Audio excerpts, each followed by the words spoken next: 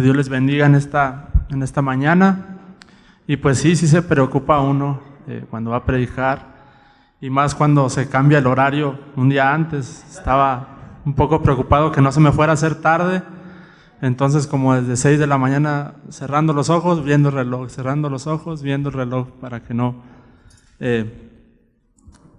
si me hubiera pues una hora después sí cambia un poco. Y en una ocasión hubo un testimonio de que alguien no lo adelantó y llegó a las 12 a la congregación y se había atrasado el reloj y eran a las 11, entonces por eso también había preocupación. Buenas tardes, hermanos, Dios les bendiga. Es un privilegio estar delante de ustedes en esta tarde ya, y tengo una palabra de parte de Dios, hermanos, para ustedes, que quisiera compartirles en este día, y cómo Dios trata con ustedes, cómo Dios trata con nosotros, y cómo Dios nos está enseñando y Dios nos está formando. Y hay tantas cosas que vemos en la Escritura, que las vemos así, leídas, pero no es hasta cuando hay revelación, y no es hasta cuando Dios, de lo que está escrito ahí, nos enseña a nosotros, que uno puede decir sí y amén. Es hasta ese momento. Y es impresionante cómo nosotros leemos, vemos, por ejemplo, la vida de los profetas. Hemos estado estudiando los profetas y es muy interesante su vida. Repetidamente, si usted ha leído los profetas, se va a dar cuenta cómo se habla palabra de Jehová que vino a Isaías, palabra de Jehová que vino a Ageo, etc. Y en otras ocasiones es la mano de Jehová vino sobre mí y me mostró Jehová, me mostró Jehová. Y así uno lo puede leer, pero hasta cuando Dios no le hace participante a uno de eso genuinamente, es que uno lo puede entender. Y digo esto porque es lo que Dios ha estado haciendo conmigo. Dios ha estado tratando conmigo, y estoy seguro que Dios también ha estado tratando con usted, con su familia, y principalmente, particularmente. Y he podido entender un poco, de manera muy poca, qué es lo que quiere decir eso. Jehová trajo palabra, Jehová de palabra que vino. Dios me mostró. No estoy diciendo tomar el sermón de otro y predicarlo y decir es una palabra de Dios, sino genuinamente palabra de Jehová que vino. Y genuinamente así me ha mostrado Jehová. Y Dios me ha estado mostrando en este tiempo, 2 palabras ha traído a mi vida, y voy a compartirles una de ellas, y es en lo concerniente a la iglesia, en lo concerniente, al estado del pueblo, y quisiera compartirla hoy, esta palabra, con ustedes. En 1 Corintios, por favor, y con esto vamos a introducir esta palabra en esta tarde.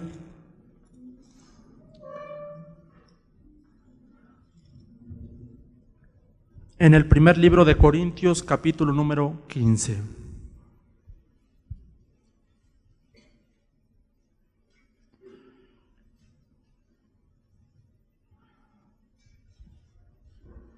Y voy a hacer una oración antes de poder iniciar. Padre, te doy gracias, Señor, en este momento. Señor, reconozco, Señor, que tú gobiernas, Señor, que tú eres, Señor, la palabra, el verbo de Dios. Señor, en esta mañana pido de tu espíritu de sabiduría, de tu espíritu de revelación, Señor, para poder transmitir este mensaje. Señor, me entrego a ti, me rindo a ti, Señor, y pido al Espíritu Divino, al Espíritu de gracia, que me dé esa facultad de comunicar, Señor, tu palabra. Que seas tú, Señor, que seas tú, Espíritu Santo, que no me fíe de mí mismo, Señor, del bosquejo de nada, Señor, solamente de ti, Espíritu Santo. Me rindo a ti y doy el control a ti en esta hora, en el nombre de Jesús. Amén. Y dice 1 Corintios, capítulo 15, por favor, y vamos a leer el verso número 44. Y dice así, 1 Corintios 15, 44, dice: se siembra cuerpo animal, resucitará cuerpo espiritual. Hay cuerpo animal y hay cuerpo espiritual. Verso 45. Así también está escrito: fue hecho el primer hombre, Adán, alma viviente, y el postrer Adán, espíritu vivificante. Esa es la palabra en esta tarde. En este verso vamos a nosotros sustentar el resto de nuestro sermón. Y la palabra que tengo para ustedes en esta tarde es la obra del Espíritu vivificante. Así lleva por nombre esta palabra, este sermón, la obra del Espíritu vivificante. Y dice el verso 46, ya leído, el verso 45, fue hecho el primer hombre, Adán, alma viviente, y guarde esa palabra, el postrer Adán, espíritu vivificante. ¿Quién es el primer Adán? El terrenal. Eso usted lo encuentra en el verso número 47. El primer hombre es de la tierra. El segundo hombre, que es el Señor, es ¿de dónde? Del cielo. Entonces, ¿quién es el primer Adán? El hombre que es de la tierra, Adán, el que encontramos en la creación, en el inicio de la creación. ¿Y quién es el postrer Adán? El que es del cielo, Cristo Jesús. Y vemos en el verso número 45, dice así: fue hecho. No dice que Él se hizo. No dice que Él se hizo a sí mismo, sino que dice fue hecho. Porque Cristo, lo que aprendemos acerca de Cristo es que Él nunca se ha exaltado a sí mismo.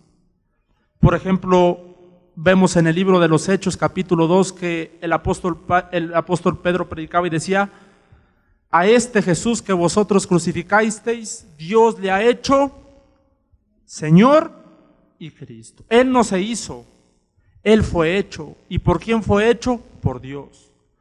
Esa palabra fue hecho, un sinónimo, como lo podríamos leer, es fue constituido. Fue constituido, una constitución. Fue constituido espíritu vivificante. Espíritu vivificante, no alma vivificante, espíritu vivificante. Repito una vez más, reitero, Él no se hizo, Él fue constituido. Y si se habla de que hay una constitución, es porque hay un propósito en tal constitución. Si se habla de que Él fue hecho, hay un propósito de por medio. Porque en Dios no hay vanidad. Todo lo hace con un propósito. Por ejemplo, cuando se dice, este es el Cordero de Dios. Bueno, ¿y con qué propósito? Quitar el pecado del mundo.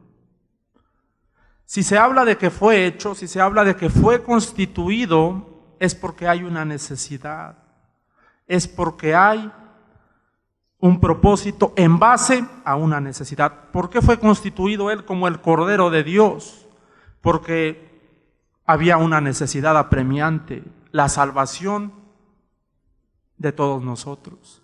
No fue constituido así sin un propósito alguno, había un propósito en base a una necesidad imprescindible. Y lo que leemos acerca del Espíritu vivificante es similar. No dice aquí el Cordero de Dios o muchas otras cosas tocante a Cristo, pero en esta ocasión el Espíritu vivificante. Gloria al Señor. Hay un propósito en base a una necesidad y de la misma manera Él no se constituyó, sino fue constituido. Y esa constitución tiene que ver que es a favor de otros. A favor de otros, porque es mejor dar que recibir. No se constituyó para Él a sí mismo, a favor de otros. Por ejemplo, Hebreos capítulo número 5, fue constituido sacerdote para interceder por quién. No por sí mismo, para interceder por nosotros siempre delante de Dios. Relacione eso con el Espíritu vivificante y encontraremos que de una manera similar hay un propósito en ello en base a una necesidad. La obra del Espíritu vivificante. Lo primero que vamos a ver, el punto primero, tiene que ver con la obra del Espíritu vivificante en el mundo. Y en 1 Corintios, aquí donde estamos, pero ahora por favor en el verso 20. 1 Corintios capítulo 15, pero ahora en el verso 20, por favor. La obra del Espíritu del Espíritu vivificante en el mundo. Y dice 1 Corintios 15, verso 20, dice así: mas ahora Cristo ha resucitado de los muertos, primicias de los que durmieron otra vez. Es hecho. No fue hecho, es hecho. Verso 21. ¿Por qué razón fue constituido así? En el verso 20, porque por cuanto la muerte entró por un hombre, el primer Adán, también por un hombre el Espíritu vivificante.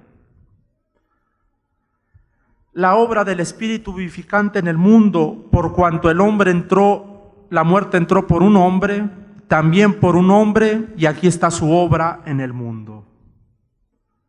La resurrección ¿de qué? De los muertos. Y dice en el verso 22, dice ahora: porque así como en Adán todos mueren, así también en Cristo todos serán,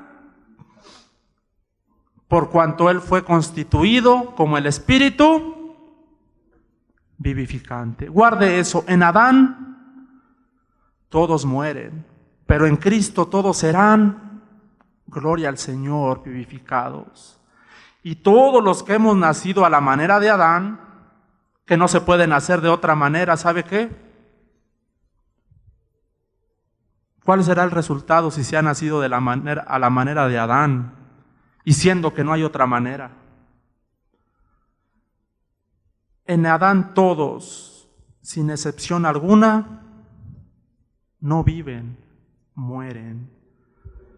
Mas en base a la hora del postrer Adán, del Espíritu vivificante, todos serán, por cuanto la muerte ha reinado sobre todos los que han nacido a la manera de Adán.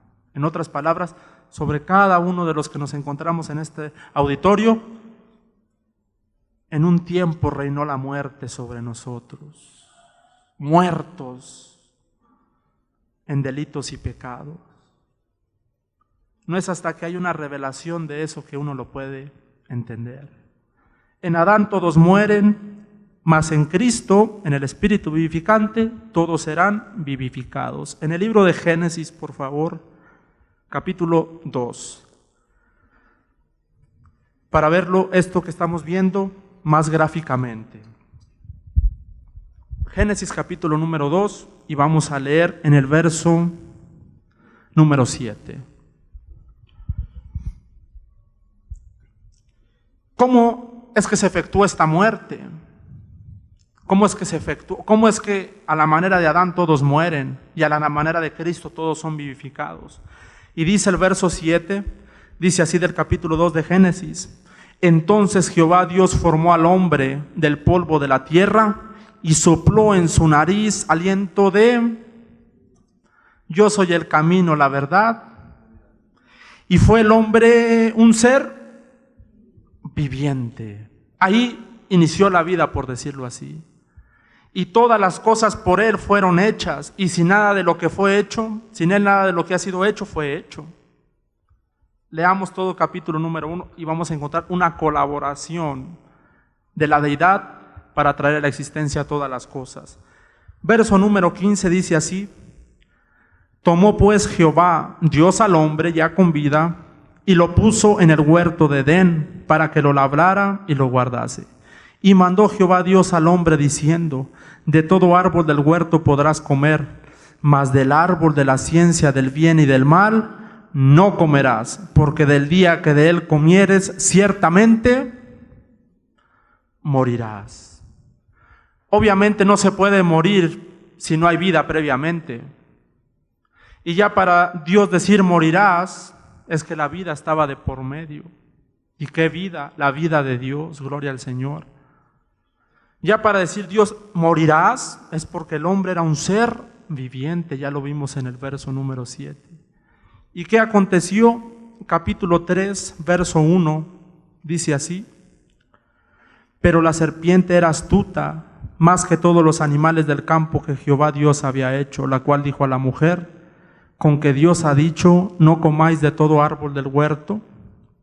Y dice el verso 2, y la mujer respondió a la serpiente: del fruto de los árboles del huerto podemos comer, pero del fruto del árbol que está en medio del huerto, dijo Dios, no comeréis de él, ni le tocaréis, para que no muráis. Entonces la serpiente dijo a la mujer: no moriréis, sino que sabe Dios que del día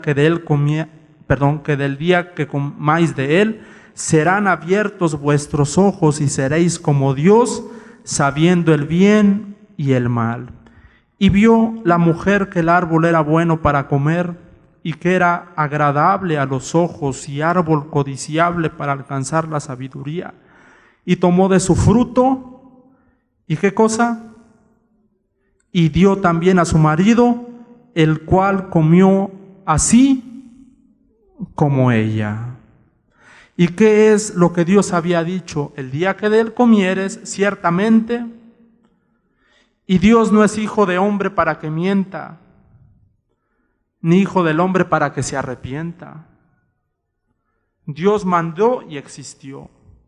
Y aquí Dios ya había decretado: vas a morir, ciertamente morirás. Y ahora en el verso 6 encontramos al hombre participando de ese árbol que Dios había prohibido. Y como él no es hijo de hombre para que mienta, acto seguido, muerte. Pero en el verso 7 no encontramos que ahí se le puso la lápida a Adán. Si usted sigue leyendo, Adán y Eva siguieron viviendo. No lo vemos que cayó ahí. No vemos que enseguida, ¡pum!, murió, cayó como muerto.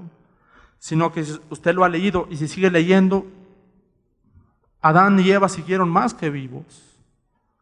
Entonces, ¿de qué muerte se estaba hablando? De una muerte espiritual. Se estaba hablando de una muerte espiritual. No murió así físicamente, no se tuvo que cavarle ahí una tumba, etcétera, todo lo que se hace, sino de qué muerte se estaba hablando aquí, de una muerte espiritual. Y ahora todos los que nacen a la manera de Adán, ¿cómo es que nacerán? Si vemos que la criatura cuando nace lo primero que es mayormente es llorar. Está vivo, tiene vitalidad, pero ¿cuál será el estado espiritual de esa criatura? En lo que todos nosotros obviamente hemos sido participantes.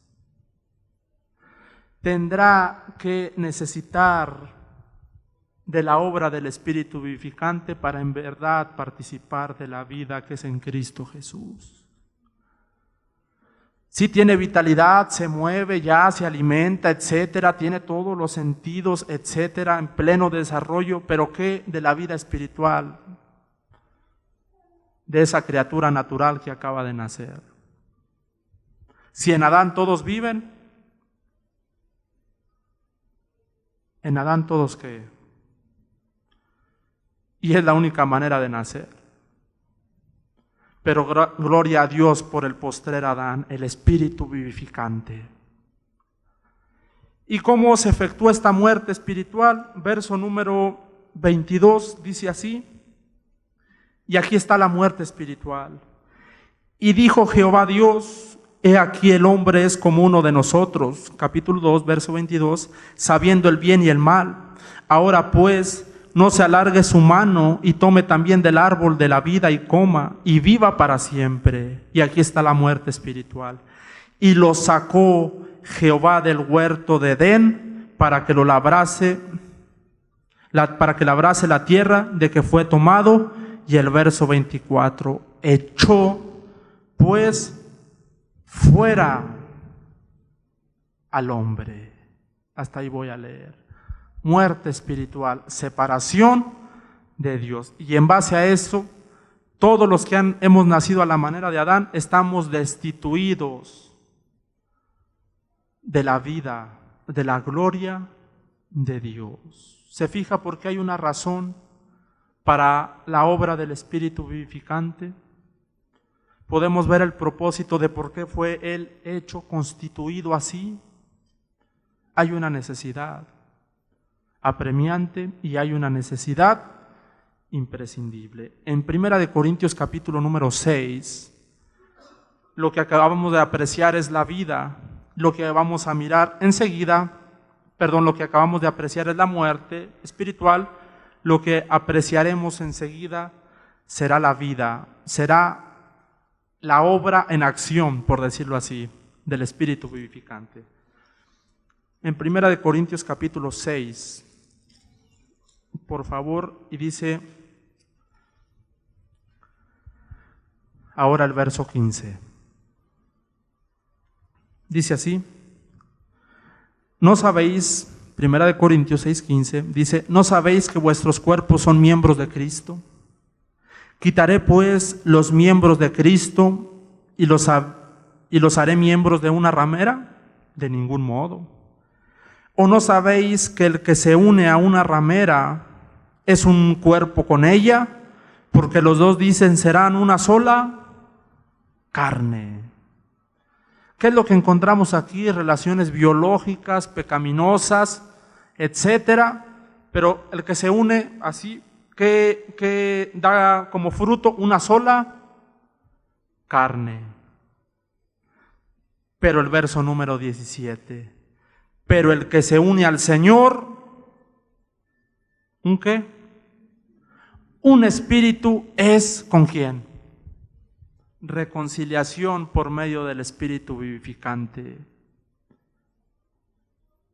Ya leímos alma viviente y en el verso número 16 una sola carne, pero en el verso número 17 ni alma viviente ni una sola carne, sino que nuevamente reconciliados con Dios. Un espíritu es porque Dios es espíritu. ¿Y cuál es la parte del hombre en esa tridimensionalidad que Dios nos ha dado, espíritu, alma y cuerpo? ¿Cuál es de esa tridimensionalidad? ¿Cuál es la parte que carece de vida? Ya lo vimos en Génesis. La parte carente de vida es el espíritu. Salimos, vemos, nos movemos y vemos a la gente más que viva. Tiene vitalidad, va, hace, decide, etcétera, su cuerpo en forma, si se practica alguna disciplina, etcétera, etcétera, etcétera, y decimos, ¿qué vida tiene? Tiene más que vida. Pero si el espíritu vivificante no está ahí, alguien dijo una vez, es un muerto en vida. Y nosotros apreciamos así naturalmente, pero espiritualmente, ¿cómo lo ve el Señor? Nosotros decimos qué vida tiene en base a posesiones, un buen trabajo, etcétera. Todo eso está bien, gloria al Señor. Pero desde la perspectiva de Dios, ¿qué vida tiene? El que se une al Señor, un espíritu es con Él, porque es esa tridimensionalidad y particularmente el espíritu que necesita de la obra del Espíritu vivificante. Y cuando viene el Espíritu vivificante a esa vida, ahora sí, no más separación, sino un espíritu es con Él, porque nuestra composición es espíritu, alma y cuerpo. Pero en lo que Dios está interesado en vivificar, no es el cuerpo, porque se mueve, etcétera, es la vida espiritual, la obra del Espíritu vivificante en el mundo. Por esta obra hemos atravesado todos los que estamos aquí. Por lo que acabo de leer, todos nosotros hemos pasado, hemos atravesado, lo hemos ya vivido así, y está en las Escrituras. Pero aquel que ha nacido genuinamente de nuevo, lo que acabo de leer es exactamente lo que ha acontecido con cada uno de nosotros. Por eso el que está en Cristo nueva criatura es, en base a esa obra del Espíritu vivificante. ¿Se han puesto a pensar por qué Él es llamado el primogénito de los muertos? Leemos el primogénito de los muertos, porque Él fue el primero en resucitar, y ahora en base a esa resurrección, muchos muertos han sido traídos a la vida. El primogénito de entre los muertos. Lo segundo que vamos a mirar es ahora esa obra del Espíritu vivificante, ya no en el mundo, pero ahora esa obra del Espíritu vivificante en su pueblo. La obra del Espíritu vivificante en su iglesia. Es lo segundo que vamos a estar mirando. En el libro de Ezequiel, por favor, capítulo 37. Este es el punto segundo y lleva por nombre la obra del Espíritu vivificante, ya no en el mundo, pero ahora en su pueblo. ¿Y quién es su pueblo en este tiempo? Su iglesia. En Ezequiel 37, por favor.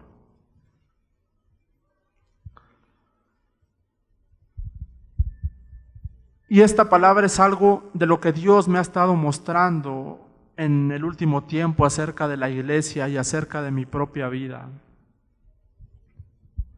Y cómo necesitamos de esa obra del Espíritu vivificante a pesar de ser congregación, a pesar de ser pueblo de Dios, a pesar de ser la iglesia.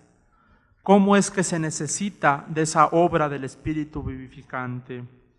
Y ahorita que escuchaba esa palabra profética que venía, que se daba a través de nuestros hermanos, lo único que yo podía hacer es confirmar lo que se va ahorita a ministrar, lo que ahorita se va a hablar a través de la palabra. Cómo todo lleva un rumbo cuando se es guiado por el Espíritu de Dios. Es más que una confirmación, una vez más, de lo que ya el Señor habló también a través de su Espíritu Santo. Ezequiel 37, verso 1. Y miren el estado del pueblo en el Antiguo Testamento. Miren el estado de la congregación. Miren el estado de la iglesia del Antiguo Testamento. Y dice Ezequiel 37 y en el verso 1 dice así: la mano de Jehová vino sobre mí y me llevó en el espíritu de Jehová y me puso en medio de un valle que estaba lleno de huesos. Verso 2, y me hizo pasar cerca de ellos por todo el derredor, y he aquí que eran muchísimos sobre la faz del campo, y por cierto, secos en gran manera. No solamente secos, pero ¿sabe qué? Secos en gran manera. ¿Quiénes eran estos huesos? Estos huesos secos, usted lo puede leer en el verso número 11, y dice así el verso 11, me dijo luego, hijo de hombre, todos estos huesos es el mundo, todos estos huesos son la casa de Israel. Todos estos huesos secos, y no solamente secos, secos en gran manera, ¿sabes quiénes son? La casa de Israel. La casa de Israel. Pueblo de Dios, iglesia, pero secos en gran manera. Secos en gran manera. Vivos, congregados, pero secos en gran manera. Y dice el verso número 3, aquí la obra del Espíritu vivificante, dice así, y me dijo, hijo de hombre, ¿vivirán estos huesos? Y dije, Señor Jehová, tú lo sabes. Verso 4, me dijo entonces, profetiza sobre estos huesos y diles, huesos secos, oíd palabra de Jehová. Y el verso 5, la obra del Espíritu vivificante. Así ha dicho Jehová el Señor a estos huesos. He aquí yo hago entrar espíritu en vosotros en Cristo todos serán vivificados. Muchas veces uno se enfoca en el proceder del Señor y desenfoca por qué razón el Señor procede de esa manera. Nos puede acontecer a cada uno de nosotros. Enfocamos la obra, pero muchas veces desenfocamos totalmente la razón del porqué del proceder de Dios así. Y si uno tiene tendencia a lo natural, ojos naturales, puede decir gloria al Señor, un avivamiento aquí, una visitación del Espíritu Santo, diría otro. Sí, pero de esa misma manera hay que considerar cuál fue el motivo y cuál fue la razón. Y en base a eso, distorsión. Yo he escuchado tanta distorsión acerca de este pasaje que estoy hablando y nunca se considera la razón, nunca se considera el porqué.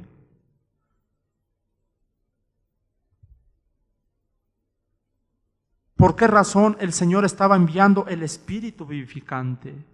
Y en el verso número 5 dice así, una vez más, yo hago entrar, la última parte, Espíritu en vosotros y viviréis. Y viviréis. Si se dice viviréis es porque ahí no había vida. A pesar de ser pueblo y a pesar de ser congregación, en esta necesidad, yo hago entrar Espíritu y viviréis. Yo soy el camino, la verdad y la vida. Como lo decía en el Nuevo Testamento, mis palabras son Espíritu y viviréis. ¿Y por qué son Espíritu y son vida? ¿De quién proceden? Del Espíritu vivificante. ¿Cuál era la razón de este estado espiritual? En el libro de Oseas, ahora capítulo 6. Oseas capítulo número 6. ¿Qué encontramos ahí? Un valle de huesos secos, secos en gran manera, y para que ellos se encontraran en ese estado, ¿qué antecedió a todo eso? Oseas capítulo 6 y en el verso número 1. Y no sé si usted pueda, en su Biblia aparezca un subtítulo, y usted en la mía aparece insinceridad del arrepentimiento de Israel. ¿Verdad que se aparece en las Biblias? Y lo que vamos a leer es exactamente, el subtítulo le hace honor a lo que está escrito ahí. ¿Por qué? Verso 1 dice así: venid y volvámonos a Jehová, porque Él arrebató y nos curará, hirió y nos vendará, nos dará vida después de 2 días, en el tercer día nos resucitará y viviremos delante de Él.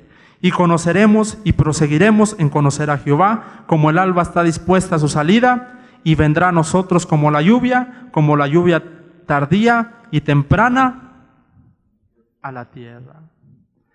Y uno de los atributos del Señor es que Él no puede ser burlado. Dios no puede ser burlado. ¿Y cuál fue la respuesta del Señor en el verso número 4? Una respuesta de restauración. Dios no puede ser burlado. ¿Por qué? Verso 4. ¿Qué haré a ti, oh Efraín? ¿Qué haré a ti, oh Judá? La piedad vuestra es como nube de la mañana, ¿se fija? Y como el rocío de la madrugada que se desvanece. Apariencia de piedad. Por esa causa los corté por medio de los profetas, con la palabra de mi boca los maté, y tus juicios serán como luz que sale. Porque misericordia quiero y no sacrificio, y conocimiento de Dios más que holocaustos, es decir, la vida más de lo que se estaba profesando ser, ellos como nación. Y verso 7, mas ellos ¿cuál? ¿Qué? Mas ellos cual Adán traspasaron el pacto, allí prevaricaron. ¿Y qué problema hay mas ellos cual Adán, que en Adán todos, valle de huesos secos, y secos en gran manera. Esto es lo que le antecedió al pueblo para que estuviera así en Ezequiel 37. ¿Sabe qué aconteció para que ahora ellos se encontraran como un valle de huesos secos? El verso número 7. Mas ellos cual Adán. ¿Y cómo cual Adán? Desobediencia. Esa desobediencia los llevó a ellos a la transportación a Babilonia 70 años. Y en esa transportación, ¿cuál fue la vida espiritual del pueblo a pesar de ser congregación? Un valle de huesos secos. ¿Y la causa raíz cuál fue? Traspasaron el pacto a la manera de Adán. Y en Adán no todos viven, en Adán todos mueren. ¿Por qué? Lo que leímos ya en Ezequiel 37. ¿Por qué yo hago entrar espíritu en vosotros y viviréis? Porque primeramente se había transgredido a la manera de Adán. El daño que nos hace como iglesia, la desobediencia. Una de las cosas que Dios también me ha mostrado tocante al pueblo, tocante a mi propia vida, acerca de la vida espiritual de la iglesia, es que la iglesia en este tiempo estamos sufriendo tantas cosas, no hay tiempo para deletrear, a razón, ¿sabe de qué? De la desobediencia. Mucho pueblo de Dios en este tiempo se encuentra sufriendo, nos encontramos como valle de huesos secos a razón de la desobediencia. Puede testificar, me ha ido muy mal, puede escuchar testimonios, me ha ido muy mal, etcétera. ¿Por qué si soy pueblo de Dios? Puede que haya una razón. Pero lo dañino que es la desobediencia a la manera de Adán. Mucho pueblo está sufriendo en este tiempo a razón de la transgresión, a razón de la desobediencia a Dios. Y muchos hemos sufrido también. Y aquellos que podemos testificar que desobedeciendo al Señor no nos va muy bien. Caemos en este estado espiritual. Y no solamente hablo de Misión Cristiana, hablo de la iglesia universal del Señor. Yo he podido mirar y el Señor me ha puesto en circunstancias de vidas que estuvieron genuinas y ahora no están, y veo las consecuencias, el sufrimiento. ¿Por qué? Porque en Adán todos mueren. En el libro de Cantar de los Cantares, capítulo 5, para ahora hablar más gráficamente de lo que acabo de decir, Cantar de los Cantares, capítulo 5, por favor.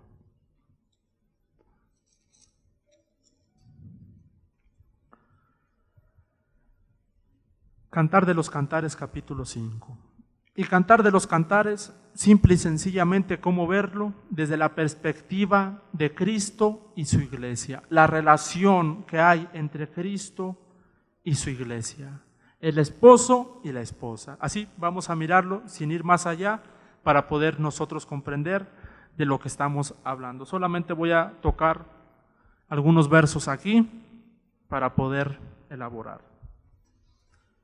Y dice el verso 1, una visitación del Señor, pero esta mujer vemos que en el estado de madurez es donde apareció la rebeldía, la rebelión. Y dice el verso 1, yo vine a mi huerto, oh hermana, esposa mía, he recogido mi mirra y mis aromas, he comido mi panal y mi miel, mi vino y mi leche he bebido. Comed amigos, bebed en abundancia, oh amados. Verso 2, yo dormía, pero mi corazón velaba. Es la voz de mi amado que llama. Ábreme, hermana mía, amiga mía, paloma mía, perfecta mía, porque mi cabeza está llena de rocío, mis cabellos de las gotas de la noche. Y ahora miren el verso 3. ¿Cuál fue su respuesta? Me he desnudado de mi ropa. ¿Cómo me he de vestir? He lavado mis pies. ¿Cómo los he de ensuciar? Siendo que a comunión hemos sido llamados. Y en otras palabras, ¿cuál fue la respuesta? No. relacionándolo a lo que estamos viendo, desobediencia. Porque el Señor estaba dando una orden aquí, el Señor del cielo y de la tierra. Ábreme, etcétera. ¿Y cuál fue la respuesta? No.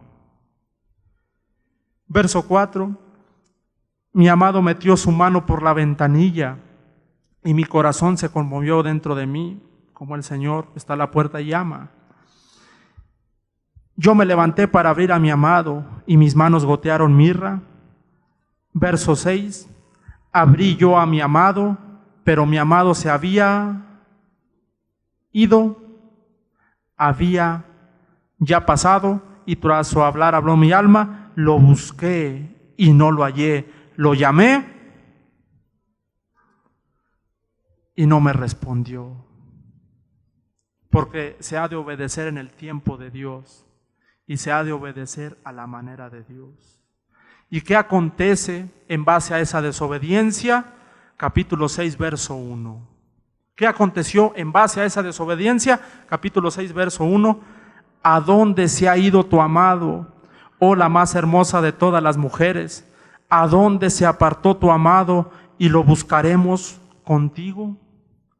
Una vez que aparece esa actitud, un tanto de altivez, si usted la puede notar, de desobediencia completamente, ¿sabe qué es lo que hace el Señor?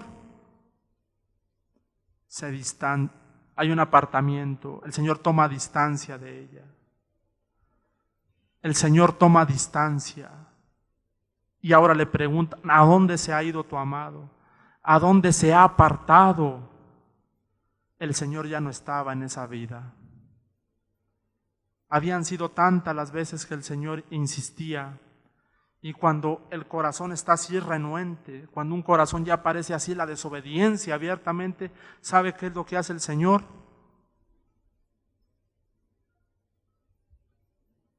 El Señor toma distancia. El Señor se distancia de esa vida. Y separados de mí, ¿cuánto podemos hacer? Pero una vez que el pecado se asienta en uno, ¿sabe qué es lo que hace el Señor? El Señor se aparta, el Señor se distancia. ¿Qué es lo que se le decía a Salomón? Búscale, sírvele, porque si no Jehová puede apartarse, puede separarse, puede dejarte. Y aquí lo vemos, un apartamiento. Y todo el capítulo número 6, hermano, léalo en otra ocasión, es un apartamiento del Señor para con esa vida. Todo el capítulo número 7 hay una separación, hay un divorcio. Y hasta el verso número 10 del capítulo número 7 es cuando hay una reconciliación. Y dice el verso 10 del capítulo número 7, ahora la reconciliación dice así: yo soy de mi amado y conmigo tiene su contentamiento.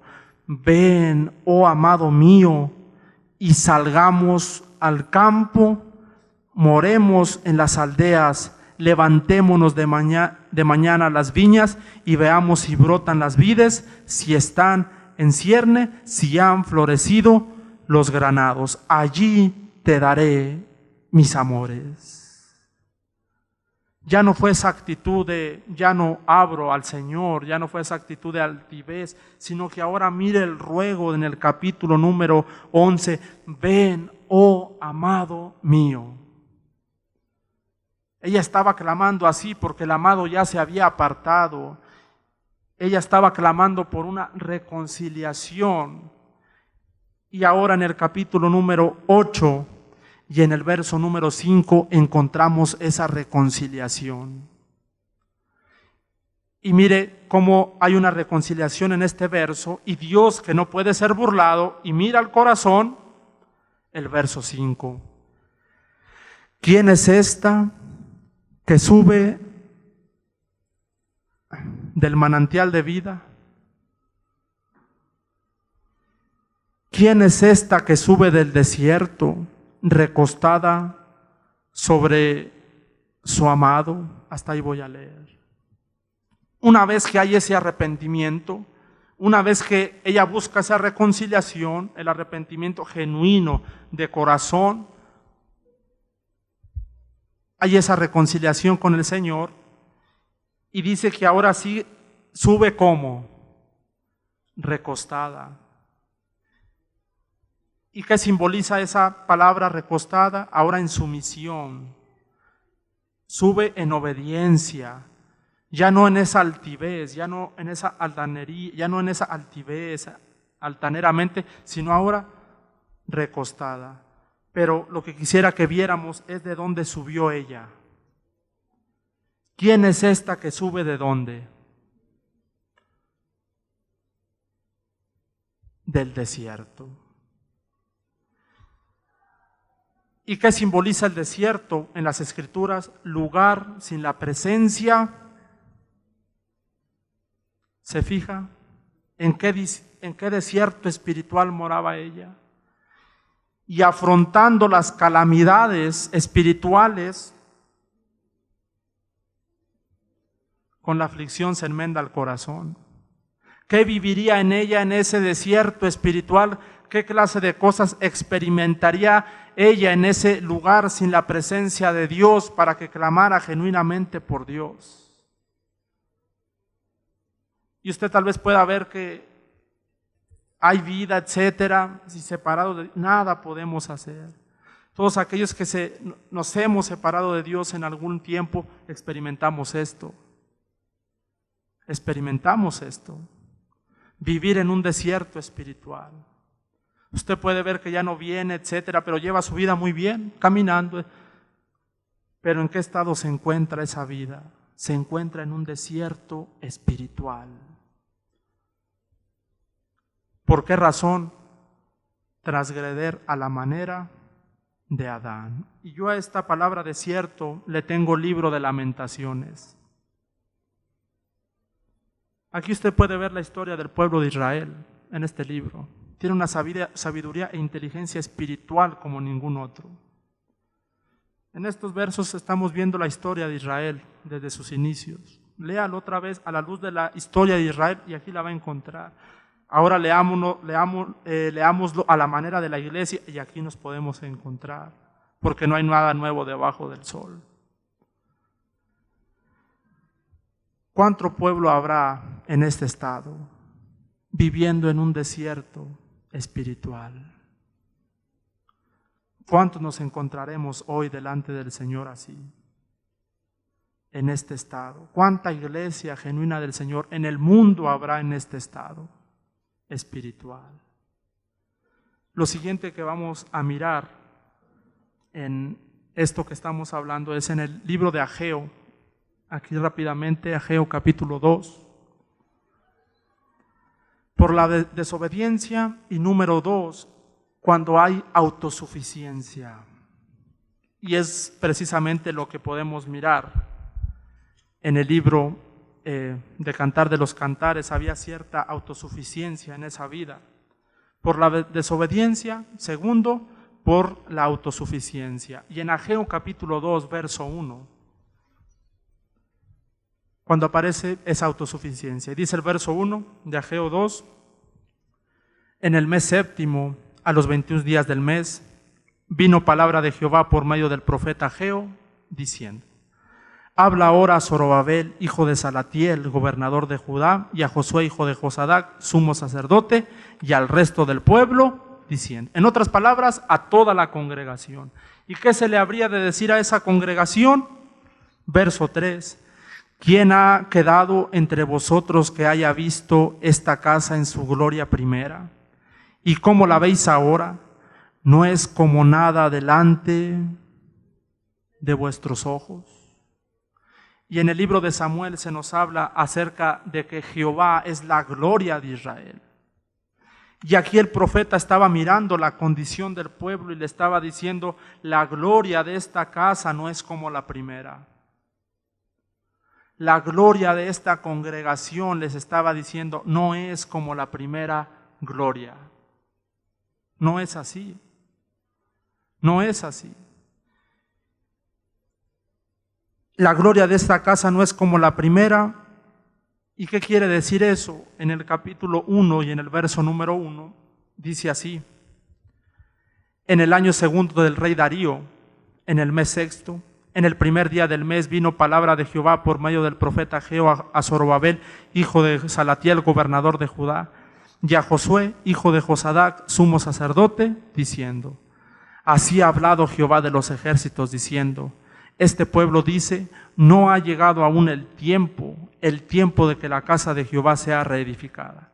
Entonces vino palabra de Jehová por medio del profeta Ageo, diciendo: es para vosotros tiempo, para vosotros de habitar en vuestras casas artesonadas, y esta casa está en su gloria primera. Estos enfocados en lo natural, la reedificación, puertas, muros, bloques, etcétera, ladrillos, madera, gloria a Jehová porque ese es su diseño. Pero el verso número 4 es una perspectiva diferente. No dice esta casa está en ruinas, dice esta casa está desierta. Y si está desierta es porque habitó alguien previamente ahí. Desierta, no habitada. El pueblo enfocado, no hay que reedificar, pero Dios estaba yendo más allá. Dios les estaba diciendo, no tiene que ver solamente con la reedificación material. Yo en lo que estoy enfocado es en que esta casa está desierta. Y poco importaría, si reedificaras, reedifiquen, gloria al Señor, a eso han sido llamados, pero ¿qué si sigue quedando está desierto? No serviría de mucho tener un templo gigantesco y mucha presentación, mucho instrumento, etcétera. Si tiene el recurso y el material, gloria al Señor, pero imagine que todo eso ahí y la casa desierta. Es preferible estar donde la presencia de Jehová esté, a pesar de la estructura, a pesar de todo. No estoy diciendo que nos descuidemos, no estoy diciendo eso, pero que la presencia de Jehová esté. Y viendo esa necesidad nuevamente, ¿cómo procedió el Señor? Verso número 4 del capítulo número 2, viendo esa necesidad, verso 4, pues ahora Zorobabel, esfuérzate, dice Jehová, esfuérzate también, Josué, hijo de Josadac, sumo sacerdote, y cobrad ánimo, pueblo todo de la tierra, dice Jehová, y trabajad porque yo estoy con vosotros, dice Jehová de los ejércitos. Verso 5, según el pacto que hice con vosotros cuando salisteis de Egipto, así mi espíritu estará en medio de vosotros, no temáis. Verso 6, porque así dice Jehová de los ejércitos, he aquí a poco yo haré temblar los cielos y la tierra, el mar y la tierra.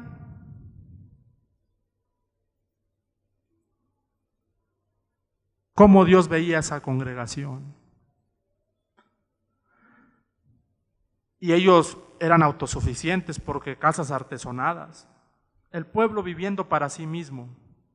Todos buscan lo suyo propio. Y compare esto con la iglesia de la Odisea. No hay nada nuevo debajo del sol. Pero cómo miraba el Señor, a pesar de la autosuficiencia de ese pueblo, tierra, y en este tiempo el templo, etcétera, pero en este tiempo, ¿sabe quién es el templo del Señor? Vosotros sois el templo del Espíritu Santo. ¿Y cómo procede el Señor? Verso número 7, tierra seca, acabamos de leer, y haré temblar a las naciones, y vendrá el Espíritu vivificante. Y vendrá el deseado de todas las naciones, y ahora sí. Y llenaré de gloria esta casa, ha dicho Jehová de los ejércitos. Uno podría decir, qué visitación, qué avivamiento. Pero ¿cuál razón tuvo el Señor para proceder así? ¿Qué es lo que se enfoca muchas veces? El derramamiento, la gloria, etcétera. Gloria a Jehová por su misericordia, porque por su misericordia no hemos sido consumidos. Pero ¿cuáles razones lo orillaron a él para proceder así? enviaré al Espíritu vivificante. Vendrá el deseado de las naciones. Lo último en el libro, por favor, de Primera de Corintios, ahora. Y cuando hay necesidad del Espíritu vivificante a pesar de la liturgia.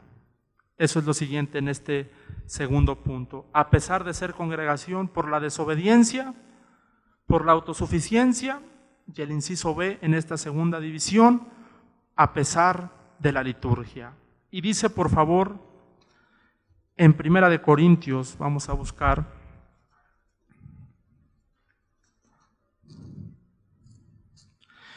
en el capítulo 11.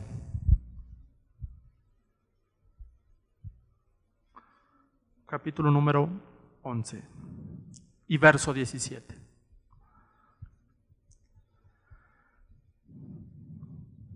Y dice así: pero el anunciaros esto que sigue no os alabo, porque no os congregáis para lo mejor, sino para lo peor.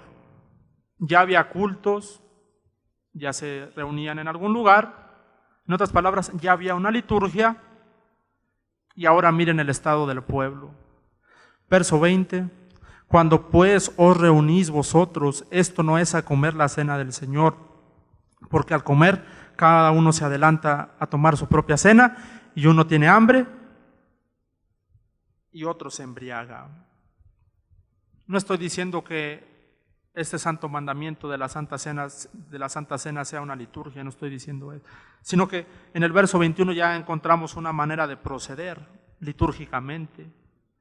Y el apóstol Pablo les estaba señalando en lo concerniente a ese orden, a esa liturgia. A pesar de la liturgia, la tenían ya congregación, ya reunión, la iglesia de Corinto, y ahora en el verso 27. De manera que cualquiera que comiere este pan o bebiere esta copa del Señor indignamente, será culpado del cuerpo y la sangre del Señor. Por tanto, pruébese cada uno a sí mismo, y coma así del pan y beba de la copa. Porque el que come y bebe indignamente, sin discernir el cuerpo del Señor, juicio y come y bebe para sí. Verso 30, el estado. Por lo cual hay muchos enfermos y debilitados entre vosotros, y en el peor de los casos, un valle de huesos secos. Y no me estoy enfocando en esta parte naturalmente, estoy hablando espiritualmente. Podemos ver los dones, ya había liturgia, etcétera, pero ¿qué es lo que miraba el Señor?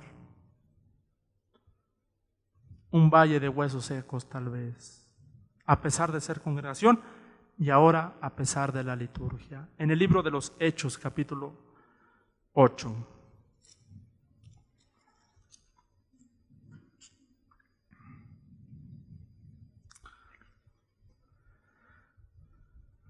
Hechos, capítulo número 8, para dar otro ejemplo acerca de esto. Y en el verso número 26. En el libro de los Hechos, del capítulo 8, del verso 1 al verso 25, encontramos la obra del Espíritu vivificante en el mundo. Léalo y se va a dar cuenta de la obra del Espíritu vivificante en el mundo. Pero del verso 26 al verso 40, allí encontramos un auditorio diferente.